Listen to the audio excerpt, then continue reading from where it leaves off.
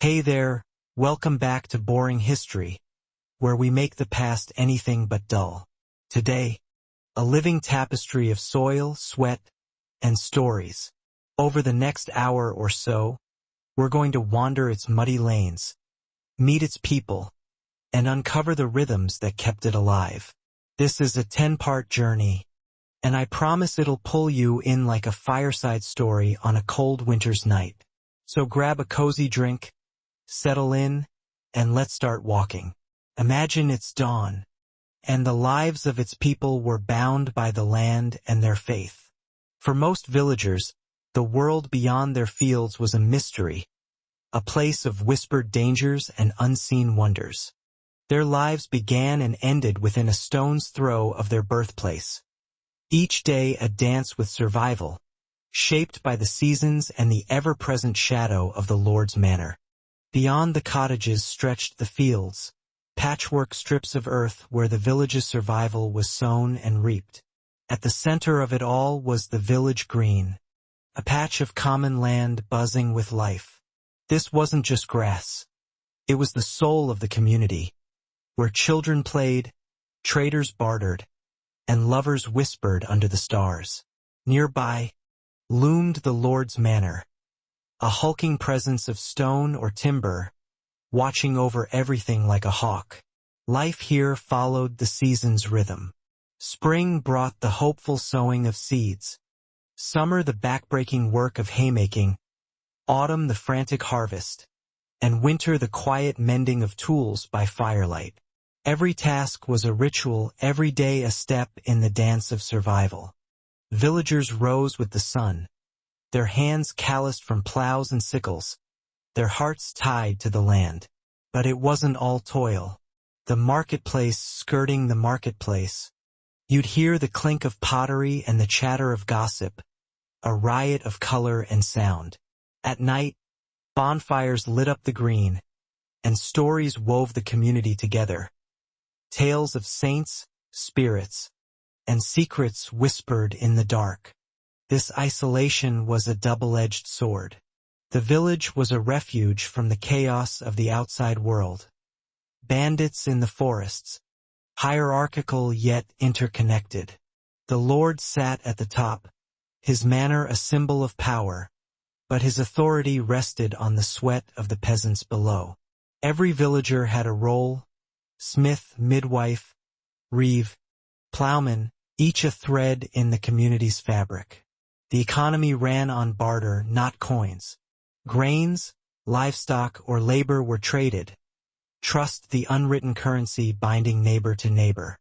Faith was a blend of Christian rituals and ancient superstitions. The church offered salvation, its bells marking time and sacred days. But villagers also whispered to sacred wells for healing or feared the shadows in the forest. This mix of reverence and fear painted their world in stark contrasts, a canvas where the divine and the mystical coexisted. Plagues, famines, and wars tested their resilience, but the village endured, its spirit unbroken. As we linger here, let's take a step up the hill to the Lord's manor, where power and privilege shaped the village's destiny. The manor wasn't just a house. It was the nerve center of the village, a place where decisions were made, dues collected, and lives governed. Picture a sprawling estate, maybe stone if the Lord was wealthy, sturdy timber if not. Its walls stood apart from the cluster of cottages below, a constant reminder of who held the reins. Step inside, and you're greeted by the great hall, where feasts were held, the air thick with the scent of roasted meat and spiced wine, luxuries the peasants rarely tasted. A private chapel whispered of sacred authority, while storerooms brimmed with grain and goods. Peasants toiled in his fields, paid dues in grain or livestock, and lived by his rules. To some, he was a shield against chaos. To others, a heavy hand demanding endless labor. Inside the manor, the Lord's family dined at elevated tables during feasts, while villagers sat below, the hierarchy clear in every bite. A small army of staff, stewards, chamberlains, chaplains kept the machine humming. The steward was the linchpin, managing the estate, overseeing the fields, and mediating between lord and villager. His role demanded diplomacy. These proceedings were less about written law and more about custom, swift and absolute, reinforcing the delicate order of village life. For the peasants, the manor was a paradox, security in exchange for exploitation. Labor was the currency of survival, and every villager was tethered to the manor's fields. Yet, within this system, a sense of community emerged. Feasts and festivals brought villagers together, their shared labor celebrated with music and ale. The manor was also a cultural hub, where elite events like betrothals or knightings set the tone for village traditions, trickling down to peasant life. But the manor wasn't invincible. Wars, raids, and plagues tested its walls. The Black Death shook its foundations, leaving fields empty and forcing lords to rethink their grip on labor.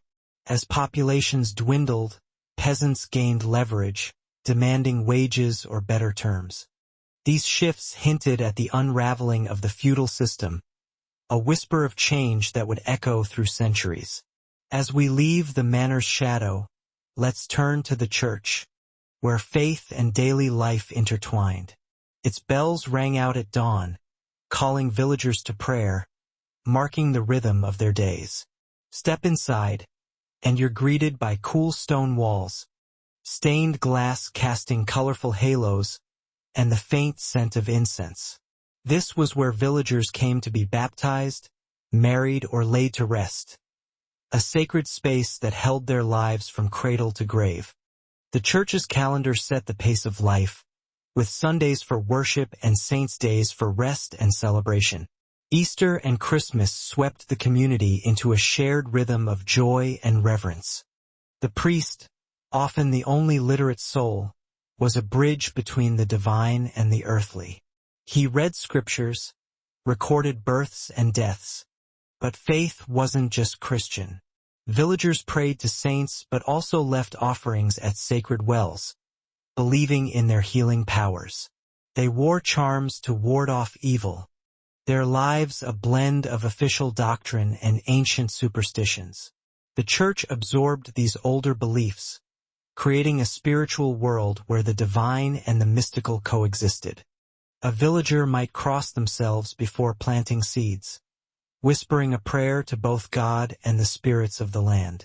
The church wielded temporal power too, owning land, collecting tithes, a tenth of a villager's harvest, and acting as a moral court.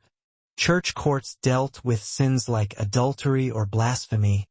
The church was a refuge from toil. For nobles, a stage for piety and power, their donations earning spiritual merit and social prestige. As we leave the church's stone arches, let's step into the fields, where the open field system shaped the village's survival. Picture a patchwork of narrow strips, each tilled by a different family, stretching out like a quilt under the open sky.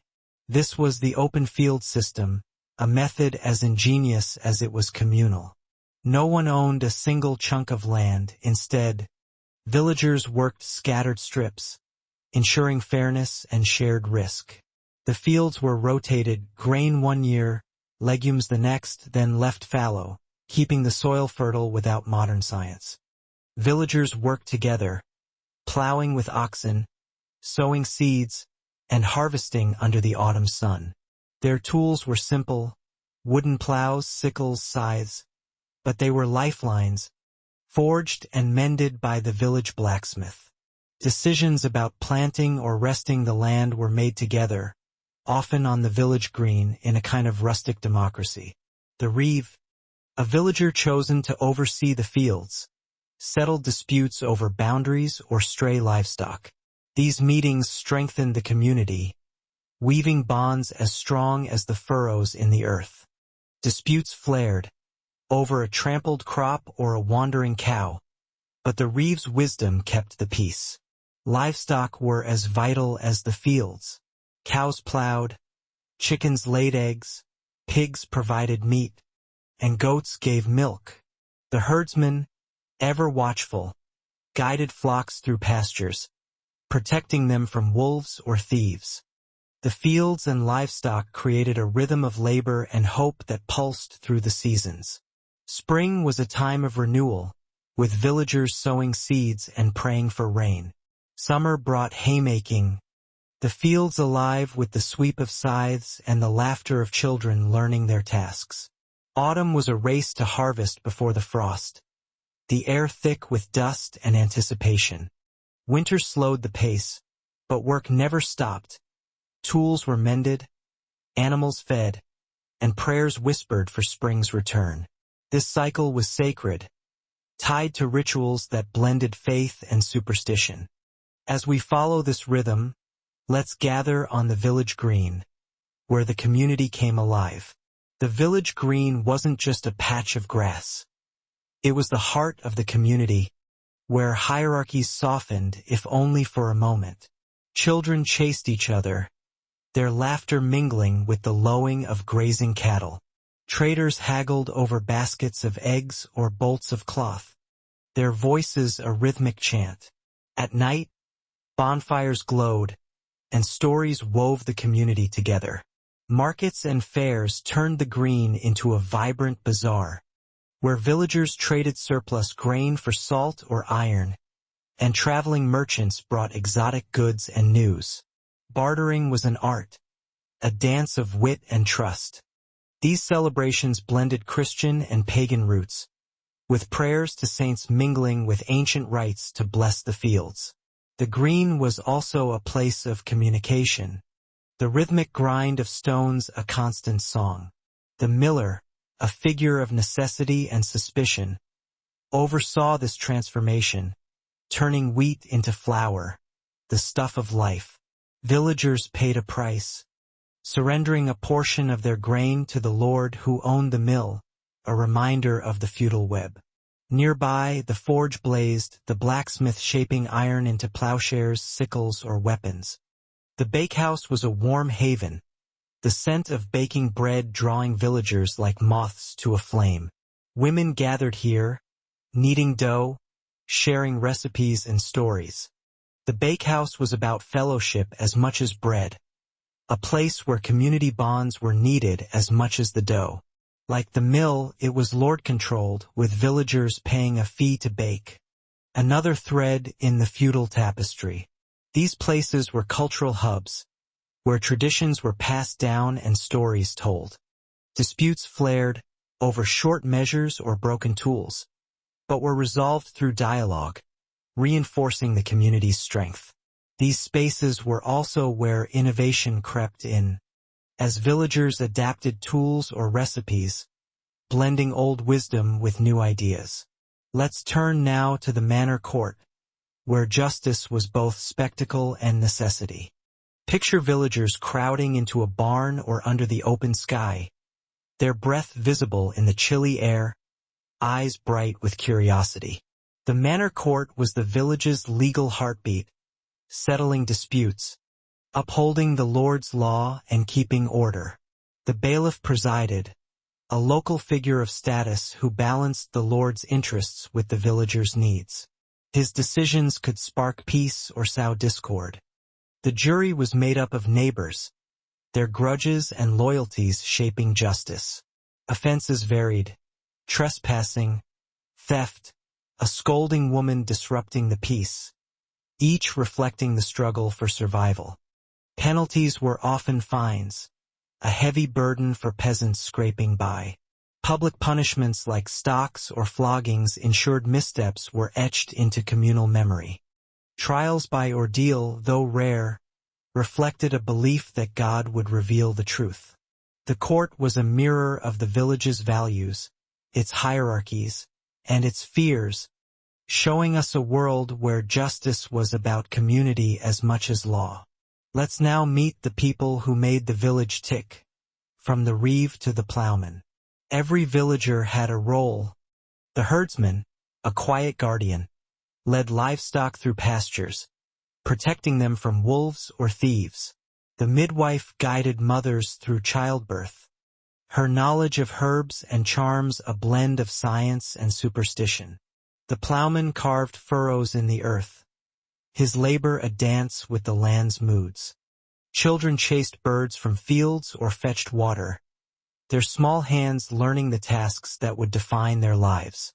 The baker turned flour into bread, his bakehouse a hub of warmth and community.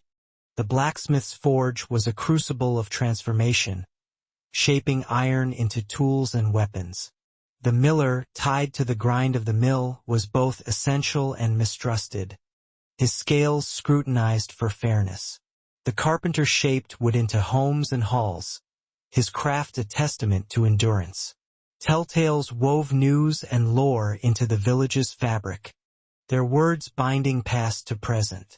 Each role was a gear in the village's machine, their stories of toil and triumph shaping its identity. As we leave them, let's turn to the seasons, the rhythm that defined their world. Life was a dance with nature, each season bringing its own tasks and hopes.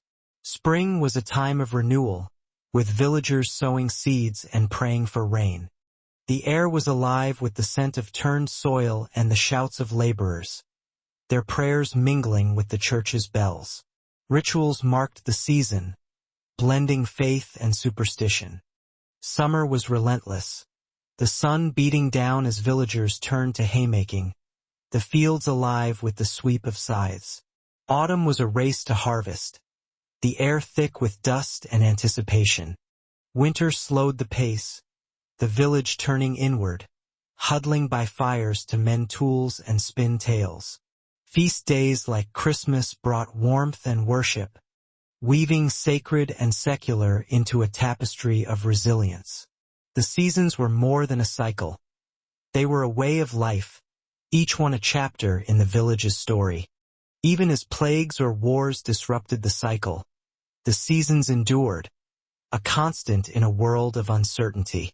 The Black Death tore through, leaving empty homes, but survivors gained leverage, demanding better terms from lords.